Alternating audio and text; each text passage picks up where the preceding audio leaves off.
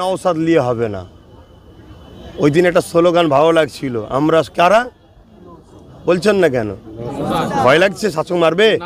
এভাবে বেঁচে থাকাতে মরে যাওয়া ভালো। আমরা কারা? আমরা কারা? শুধু আব্বাস সিদ্দিকী ম্যাটার নয়, ম্যাটার হচ্ছে যারা সংবিধান, গণতন্ত্র, মানুষের পক্ষে, দেশের পক্ষে কথা বলবে তাদেরকেই রুকা হবে। শুভেন্দু অধিকারীকে রুকা হবে না। ওই যে বিজেপির সভাপতি কি যেন নাম, অস্ত্র রাখতে বলছিল, সুকান্ত মজুমদার, ওনাদেরকে রুকা হবে না। কল্যাণ ব্যানার্জি রিসেন্ট দেখলেন না, ইসলাম বিদ্বেষী যার মুখ দিয়ে সবসময় কথা বলা হয় উত্তরপ্রদেশের গভর্নমেন্ট, তার সাথে যে ফুল বিনিময় করে গোপন আলোচনা করছে, এটা কি বুঝছেন? এনারাদের দ্বারাই কখনো ওয়াকাফ বা ইনসাফ কখনো প্রতিষ্ঠিত হবে এটা ভাবা মানে দিনের বেলা জেগে স্বপ্ন দেখা সমান। 15ই আগস্ট দেশ স্বাধীনতার দিন নয়, প্রকাশ্যেই দেশে বলা হচ্ছে, তার মানে আমার দেশের স্বাধীনতার ওপরে ভয়ানক একটা কালো মেঘ কিন্তু আসছে, আমাদেরকে জাগতে ইনসাফ হবে না। ইনসাফ করতে গেলে প্রথমে আপনাকে ক্ষমতার আসন দখল করতে হবে, তার হাতে দিতে হবে যে ইনসাফ করবে, যার মধ্যে ইনসানিয়াত আছে।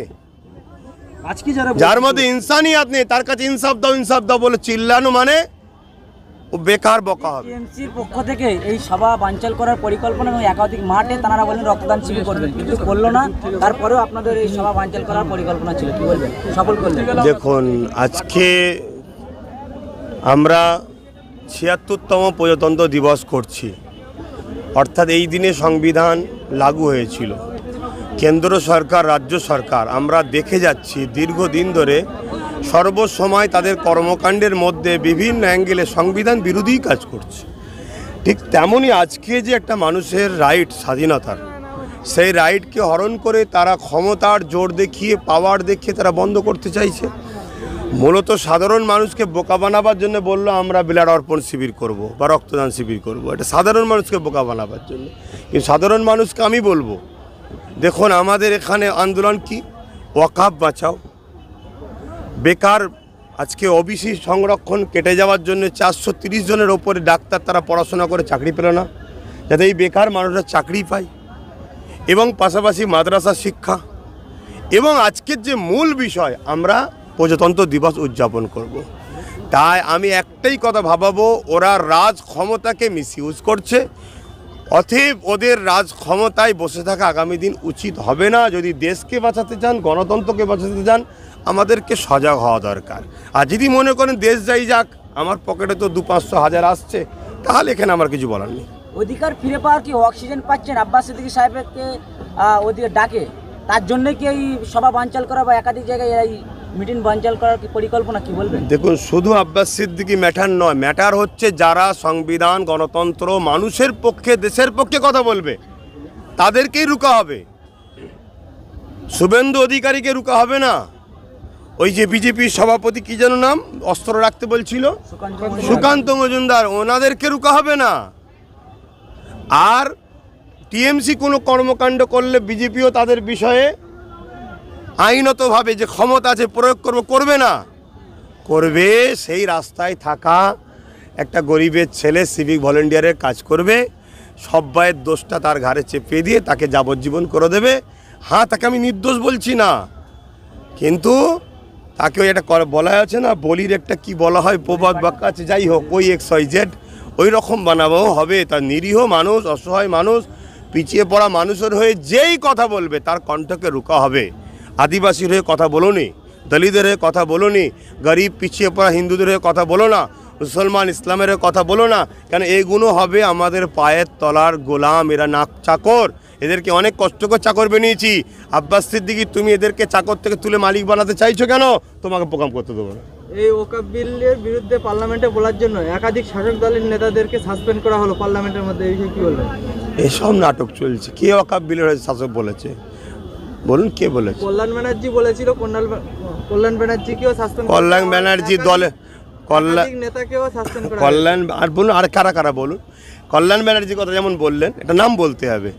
শোনেন, একসাথে 50 জন থাকলে 45 জনই খারাপ হয়, 5 জনকে লোক খারাপ ভাবে। হয়তো 5 জন ভালো আছে, অস্বীকার করছি না, কিন্তু 45 জন খারাপের সঙ্গে থাকার জন্য ওই 5 জনকেও লোক খারাপ বলবে। তো কল্যাণ ব্যানার্জির কথা বলছেন, কল্যাণ ব্যানার্জি সরকার, টিএমসি গভর্নমেন্ট, তারা তো ওয়াকাফ সম্পদকে দখল করে রেখেছে। কলকাতার ভিআইপি জায়গা তারা দখল করে খাচ্ছে, তাদের সব আমলা চামলারা। কথা বুঝে আসছে? তাহলে কি তারা প্রতিবাদ করছে অকাপের জন্য? দ্বিতীয় নম্বর কথা, কল্যাণ ব্যানার্জি রিসেন্ট দেখলেন না, ইসলাম বিদ্বেষী যার মুখ দিয়ে সবসময় কথা বলা হয় উত্তরপ্রদেশের গভর্নমেন্ট, তার সাথে যে ফুল বিনিময় করে গোপন আলোচনা করছে।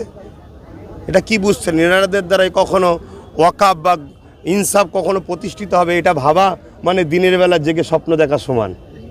ভাইজান, আপনার সংগঠন এবং আপনার প্রতিষ্ঠাতা করা দল দুটোই 2025-এর পরপর বাধার মুখে। 2026 লড়াইটা কি টাফ হবে মনে করছেন? এটা তো বুঝতে পারছি, আমরা যতটা ইতিহাস পড়েছি, বাধা যখন চরমে পৌঁছায় জানতে হবে সাকসেসফুল খুব সামনে। কর্মীদের জন্য স্পেশাল কিছু বার্তা? কর্মীদেরকে একটাই কথা বলবো, তুমি যদি ধর্মীয় অ্যাঙ্গেলে তাকাও, আমার নবী সাহাবা হুজুররা যেভাবে নিজের জীবনকে সব কিছুকে উৎসর্গ করে সমাজের অন্যায়কে মিটিয়ে ইনসাফ, ইনসানিয়াত, সার্বভৌমত্ব এবং মানুষের যে অধিকার সাম্য প্রতিষ্ঠিত করেছে, তোমাকেও কিন্তু ওই দিকে এগিয়ে যেতে হবে। তোমাকে ময়া করলে হবে না, ধৈর্য হারা হলে হবে না। দ্বিতীয় নম্বর, জাতি ধর্ম বর্ণ নির্বিশেষে সবাইকে বলবো যে অনেকে আমাকে অন্য মানুষ ধর্মের মানুষরা ভালোবাসে, ভাইয়ের মতো দাদার মতো, তিনাদেরকে বলবো দেশের মহানায়করা যদি আজকে এই 26শে জানুয়ারি এই দিনটাকে দেরিয়েই বলবো, তারা যদি আজকে ত্যাগ স্বীকার না করতেন, আত্মবলিদান, নিজের জীবনকে উৎসর্গ দেশের জন্য না করতেন, তাহলে আমরা এই পতাকাটা এই যে দেখছেন বড় বড় করে উঠছে, এই পতাকা কিন্তু আমরা তুলতে পারতাম না, আর আমরা বলতে পারতাম না আমরা 15ই আগস্ট দেশকে স্বাধীন করেছি। কিন্তু 15ই আগস্ট দেশ স্বাধীনতার দিন নয়, প্রকাশ্যেই দেশে বলা হচ্ছে। তার মানে আমার দেশের স্বাধীনতার ওপরে ভয়ানক একটা কালো মেঘ কিন্তু আসছে, আমাদেরকে জাগতে হবে। প্রজাতন্ত্র দিবসে বাংলার ব্র্যান্ড আব্বাস সিদ্দিকীকে আটকানো হয়েছে, তাহলে সাধারণ মানুষ কতটা নিশ্চয়তার মধ্যে আছে? আমি বাংলার ব্র্যান্ড নয়, আমি সাধারণই মানুষ, একজন নাগরিক।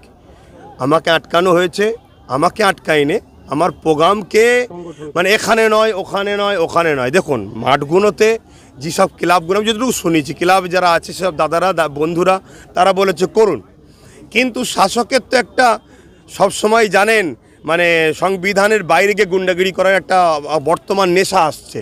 এই নেশা কাটিয়ে দিলে মিটে যাবে। তো এই নেশা দিয়ে তারা বললো আমরা এখানে আগে থেকে নাকি পারমিশন করে রেখেছি, প্রশাসন ডেকে বললো। আর প্রশাসনের তো কিছু করার নেই, প্রশাসন তো ওই কী বলে যা ওখান থেকে বলবে সেই দিকেই লড়তে হবে, কিছু করার নেই। না হয় জঙ্গলমহলে পেটিয়ে দেবার, না হয় ওই ডেকে নিয়ে যে কাউকে তার খুন রেপ করবে, বলবে এ করেছিল, ধরো একে তুললি যাও, ফাঁসিয়ে দেবে। ভাইজান, তিলোত্তমার জন্য আব্বাস সিদ্দিকী মাঠে নামবে? না, আমি তো বলেছি ইনসাফ হবে না। ইনসাফ করতে গেলে প্রথমে আপনাকে ক্ষমতার আসন দখল করতে হবে, তার হাতে দিতে হবে যে ইনসাফ করবে, যার মধ্যে ইনসানিয়াত আছে। আজকে যার মধ্যে ইনসানিয়াত নেই তার কাছে ইনসাফ দাও, ইনসাফ দাও বলে চিল্লানো মানে ও বেকার বকা হবে। সংখ্যালঘু মানুষের জন্য 2026-এ কি আব্বাস সিদ্দিকীকে দেখা যাবে ময়দানে? আমার তো এখনও রয়েছে, এই সংখ্যালঘুদের জন্য মানুষের জন্য চিল্লালাম। রাজনৈতিক বিষয়ে কোনো রাজনৈতিক একটা মানুষ যখনই কোনো কিছু চাওয়ার কথা বলে সেটা সম্ভব পূরণ করার রাজক্ষমতা দ্বারাই। কেন রাষ্ট্র পরিচালনা যারা করে তারা মানুষের নিত্য প্রয়োজনীয়কে মেটাতে পারে। আমি ডাইরেক্ট নেতা না হতে পারি, কিন্তু আমি তো চাইবো এমন লোক নেতা হোক যে নিত্য প্রয়োজনীয় জিনিস মানুষের মেটাবে। তার জন্য তো এখান থেকেও আওয়াজ দিলাম, সব জায়গা থেকে আগামী দিন আওয়াজ দেবো। যাক, ভালো থাকেন। স্টেজে না থেকে যে মাঠ কাঁপালেন এবং দুই ভাইজানের একসাথে দেখা 26-এ আহ্বান করলেন, কি বলছেন? দেখা যাক, মানুষ যদি চাই, অবশ্যই একসাথে ছিলাম, একসাথে আছি, একসাথে থাকবো। তবে এতটুকু বলবো, এক নওশাদ নিয়ে হবে না। ওই দিন একটা স্লোগান ভালো লাগছিল, আমরা কারা বলছেন না কেন? ভয় লাগছে শাসক মারবে? এভাবে বেঁচে থাকাতে মরে যাওয়া ভালো। আমরা কারা? আমরা কারা?